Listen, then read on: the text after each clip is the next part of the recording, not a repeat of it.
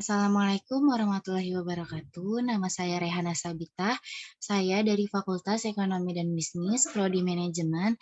Di sini saya akan mempresentasikan UTS mata kuliah Pendidikan Agama Islam, di mana dosen pengampunya itu Bapak Muhammad Rosidi, SEMM.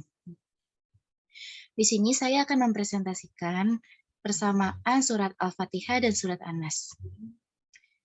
Saya akan membacakan terlebih dahulu ayat dan terjemahan dari surat Al-Fatihah. Bismillahirrohmanirrohim. Dengan menyebut nama Allah yang Maha Pengasih lagi Maha Penyayang. Alhamdulillahirrabbilalamin. Segala puji bagi Allah Tuhan seluruh alam. Ar-Rahmanirrohim. Yang Maha Pengasih lagi Maha Penyayang. Maliki yaumiddin. Pemilik hari balasan. Iyyaka na'budu wa iyyaka nasta'in. Hanya kepada Engkaulah kami menyembah dan hanya kepada Engkaulah kami memohon pertolongan. Ihdinas siratal mustaqim. Tunjukilah kami jalan yang lurus.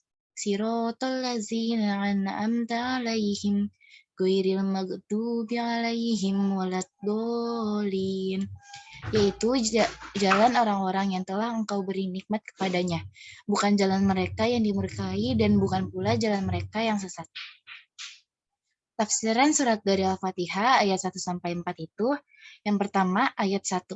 Ada perbedaan pendapat mengenai tafsir surat Al-Fatihah ayat pertama ini, karena biasanya kalimat basmalah merupakan pemisah antar surat, sebagaimana yang diriwayatkan oleh Abu Dawud dari Ibnu Abbas radhiyallahu anhu, bahwa Rasulullah tidak mengetahui pemisah surat sehingga diturunkanlah Bismillahirrahmanirrahim.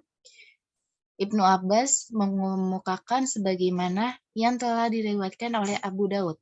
Barang siapa yang berpandangan bahwa ia termasuk Al-Fatihah, berarti ia berpendapat bahwa membacanya harus zohir dalam sholat. Dan orang yang tidak berpendapat demikian berarti membacanya secara sir atau tidak keras. Ayat 2.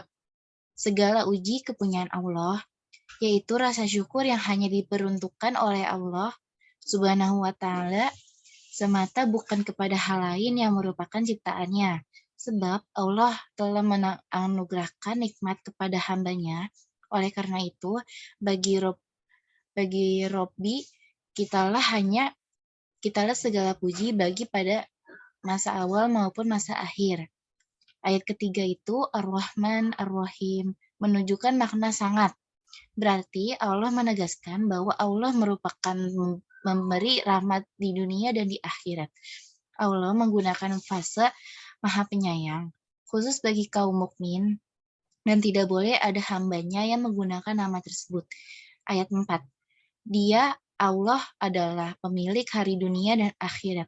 Kata dia kepada hari akhirat disebabkan di sana tidak ada siapapun selain Allah Subhanahu wa Ta'ala yang mengklaim akhirat sebagai miliknya dan tiada seseorang yang dapat berbicara melainkan atas izinnya. Tafsiran surat Al-Fatihah ayat 5 sampai ayat 7. Ayat 5, kata iyyaka merupakan objek yang didahulukan untuk tujuan pembatasan, supaya tujuan pembicara fokus pada apa yang akan diutarakan. Kalimat hanya kepada Engkaulah kami beribadah.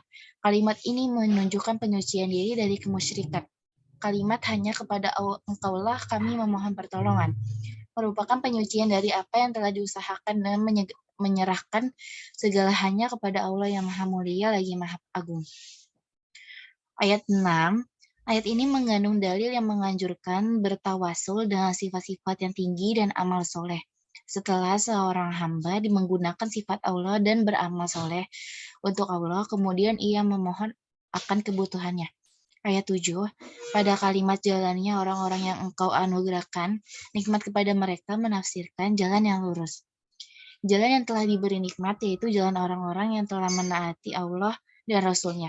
Penggalan bukan atau jalan mereka yang dimurkai dan bukan pula jalan mereka yang sesat. Hal ini merupakan orang-orang yang mengingkari perintah Allah dan ajaran para Rasul-Nya, mereka yang tidak memiliki pengetahuan dan mengikuti kesesatan. Mereka itu adalah orang-orang yang tidak mendapatkan petunjuk Allah Subhanahu wa Ta'ala. Surat An-Nas dan terjemahannya. Qul a'udzu birabbin nas. Katakanlah, aku berlindung kepada Tuhannya manusia. Malikin nas, raja manusia. Ilahin nas, sembah manusia. Ya syaril waswasil khannas, dari kejahatan atau bisikan syaitan yang bersembunyi. Allazi waswisu fi sudurin nas, yang membisikkan kejahatan ke dalam dada manusia. Minal jinnati wan nas, dari golongan jin dan manusia. Isi kandungan surat An-Nas. Pada surat An-Nas ini, kata An-Nas terdapat pada ayat pertama hingga ayat ketiga, yang berfungsi sebagai perintah agar manusia tunduk dan patuh kepada Allah Subhanahu wa Ta'ala, serta mentauhidkannya atau mempercayai dengan keyakinan akan keberadaannya. Sedangkan fungsi kata An-Nas pada ayat-ayat yang terletak di surat lainnya, di antaranya adalah sebagai perintah menjalin relasi sosial, atau seperti disuruh di surat An-Nisa ayat 1, perintah menjalankan ibadah, surat Al-Baqarah ayat 21, serta berfungsi sebagai tahdid atau menakut-nakuti, surat At-Tarim ayat 6. Menurut Abu Hamid Al-Ghazali, dalam kitabnya berjudul Bidayatul Hidayah, surat An-Nas ini bisa dibaca ketika hendak menjalankan sholat. Tujuannya adalah demi berlindung dari segala macam godaan saat akan memulai sholat tersebut. Nah, ini perbedaan surat Al-Fatihah dan surat An-Nas. Yang pertama itu ada keduanya termasuk ke dalam surat Makkiyah, di mana diturunkan di kota Mekah. Yang kedua itu di dalam surat tersebut kita diarahkan untuk menjauhi jalan kebatilan dan selalu ke jalan yang lurus. Yang ketiga itu ada ancaman jika kita musyrik atau percaya selain kepada Allah. Contohnya kayak percaya sama dukun, percaya sama ritual-ritual seperti itu gitu. Terus yang keempat itu ada mempunyai makna untuk selalu berlindung kepada Allah. Sekian, terima kasih. Itu presentasi dari saya. Kurang lebihnya mohon maaf. Wabillahi taufiq wal hidayah. Wassalamualaikum warahmatullahi wabarakatuh.